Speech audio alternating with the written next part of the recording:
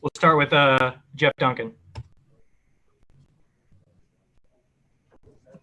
JJ, look, I know it's just one game, but did this one hurt? I mean, it feels like one that you all kind of feel like might have slipped away there. It was there for the taking. Very disappointing. We all know how valuable each game is right now for our team. I thought we played, like a 42-minute game. We had a stretch in the fourth, and we had a stretch at the beginning of the third where we just weren't into it. And they capitalized. Our turnovers hurt us. Our offense in the fourth hurt us. Very proud of our team for the way we competed all night, but we have to be a little better with our execution and our turnovers. Taylor Rooks, go ahead.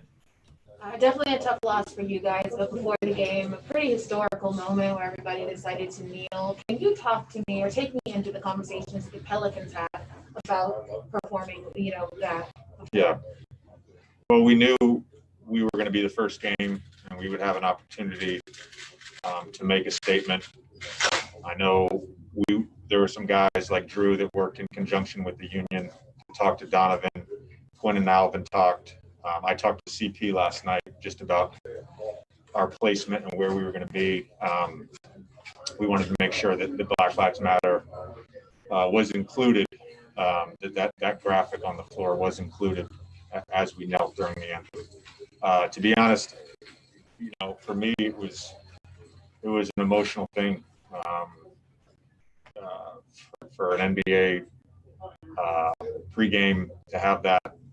It's the first, and I'm proud to be part of this league. Thank you. Hey, JJ, that was sort of my question too, but I'll ask you something else. With such a quick turnaround, I know that's how the season is anyway, but with so few games to try to, stay in the hunt, how much of a challenge is that? Everybody's in the same boat here.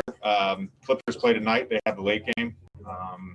We know where everybody's going to basically play every other day for the next 2 weeks.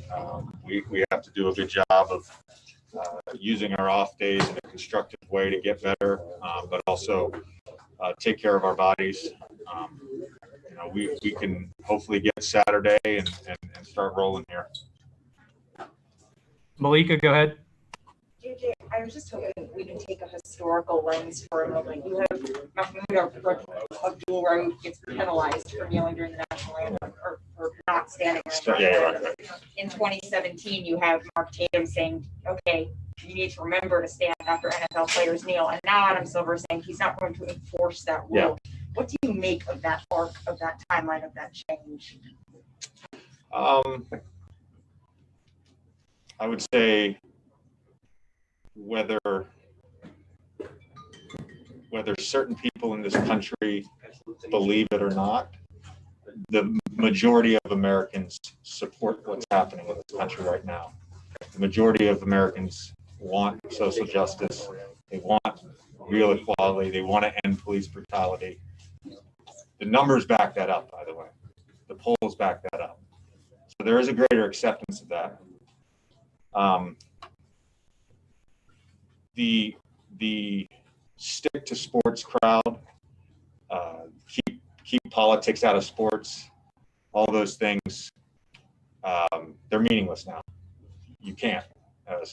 Politics and sports coexist now, and the league has recognized that. I've always been a big fan of Adam. He's always been progressive and allowing us to use our voices. And again, what I said earlier, just to be part of that moment was really meaningful. Ferdinand Rivera, go ahead. Last question. Hi, JJ. Physically, how do you feel? Say it again. Physically, how do you feel? I'm fine.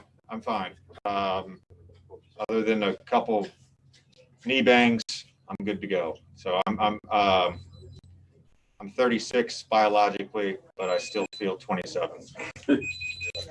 Thank you, JJ.